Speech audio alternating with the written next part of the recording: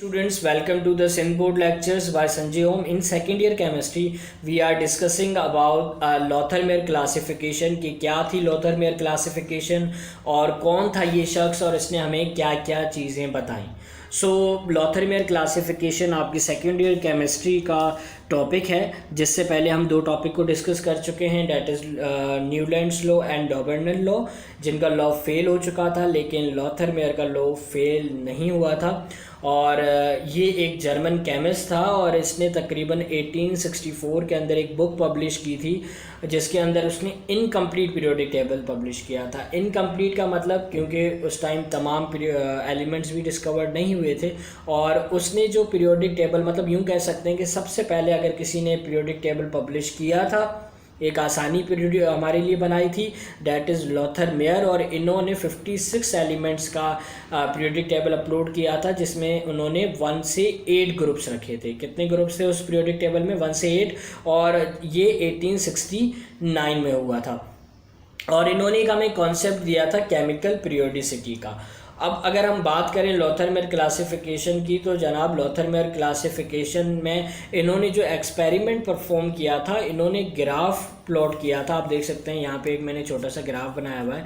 इस तरह का ग्राफ इन्होंने प्लॉट किया था. और वो ग्राफ कैसे प्लॉट किया था? It's on the basis of physical properties. उन्होंने कंपाउंड्स के फिजिकल प्रॉपर्टीज़ के बेसिस पे एक ग्राफ प्लॉट किया था. और इस ग्राफ में उन्होंने क्या लिया था? उन्होंने लिया था atomic volume and against atomic weight. तो जो ये एटॉमिक वॉल्यूम है ये था वाई एक्सिस पे, एंड जो एटॉमिक वेट है ये था एक्स एक्सिस पे. आप देख सकते हैं कि एटॉमिक वॉल्यूम है वाई एक्सिस पे और एटॉमिक वेट है एक्स एक्सिस पे. और इन्होंने क्या ऑब्जर्व किए? इन्होंने ऑब्जर्व किए उसके बाद डिफरेंट कर्व्स का मतलब आप देख सकते हैं इस डायग्राम में, इस तरह से उन्होंने कर्व्स जो है वो ऑब्जर्व किए. अच्छा, इनको कर्व से क्या मिला? इन्होंने क्या आइडेंटिफाई किया अपने इस एक्सपेरिमेंट से?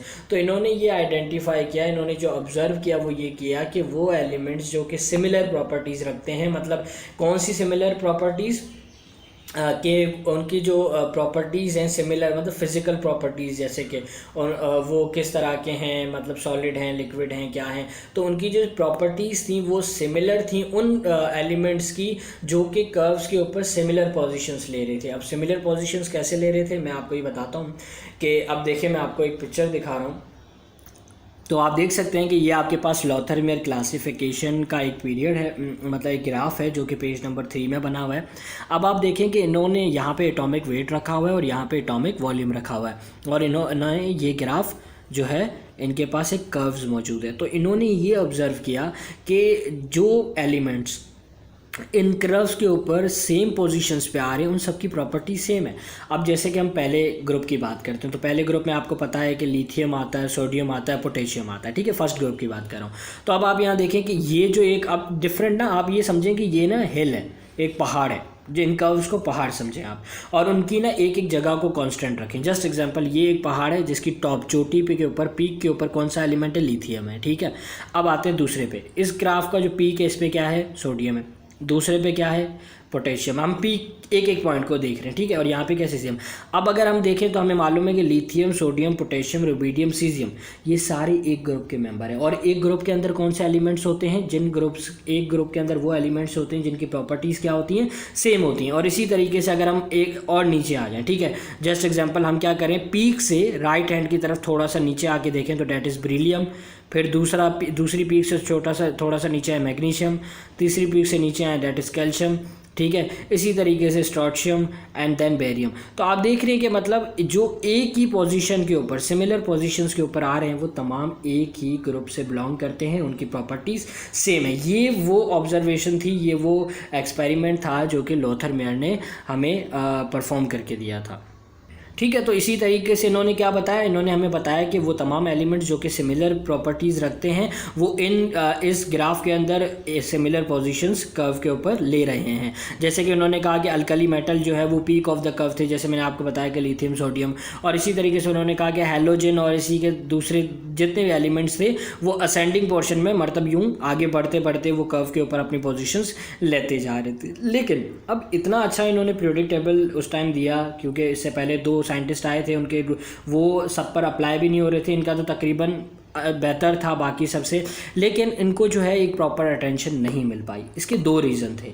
अब 2 रीज़न क्या थे, जबकि मतलब ये कि जब लॉथर मेयर ने अपना ये पीरियोडिक टेबल पब्लिश किया था उसके बाद भी मतलब इनकी कोई इतनी खास मिस्टेक्स भी इसके अंदर मौजूद नहीं थी, लेकिन उसके बाद भी इनको अटेंशन इस वजह से नहीं मिली क्योंकि जब लॉथर मेयर ने अपना ये पीरियोडिक टेबल पब्लिश किया था तो ये पीरियोडिक टेबल और इसी ईयर में मतलब in the same year Mendeleev periodic table भी आया था, और मैंडलीव का जो पीरियोडिक टेबल था वो सेम ईयर के अंदर पब्लिश हुआ था, और उसके अंदर उन्होंने उन एलिमेंट्स को भी प्रेडिक्ट कर दिया था। उन्होंने खुद से मतलब अपनी प्रेडिक्शन के थ्रू ये भी बता दिया था कि इस पीरियोडिक टेबल के अंदर फला जगह फला एलिमेंट भी डिस्कवर होंगे जो अभी तक डिस्कवर नहीं है। मतलब उन्होंने अपनी प्रेडिक्शन दे दी थी फॉर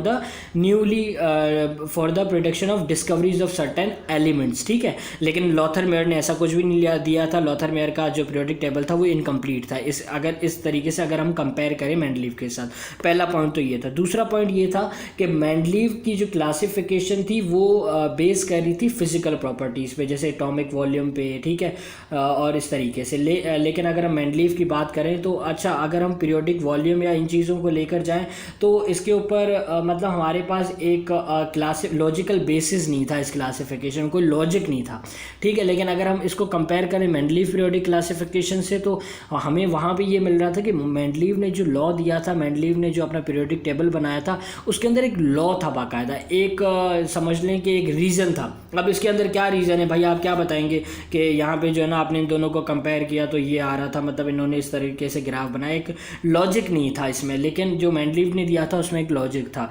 तो रीज़न क्या था कि इस वजह से लॉथर मेयर क्लासिफिकेशन जो है वो एक बेहतर तरीके से थी, और इन्होंने एक यूँ समझ लें कि सक्सेसफुल पीरियोडिक टेबल हमें बनाकर दिया था। लेकिन इश्यूज़ ये थे कि उसी टाइम जनाब मैंडलीव आ गए थे, और मैंडलीव ने सेम टू सेम ऐसे ही बनाया था, लेकिन उनमें कुछ अच्छी जो है बातें थी, पॉजिटिव पॉइंट्स थी, जिनकी वजह से लॉथर मेयर की क्लासिफिकेशन को इतना ज़्यादा अटेंशन जो है वो नहीं मिल पाई।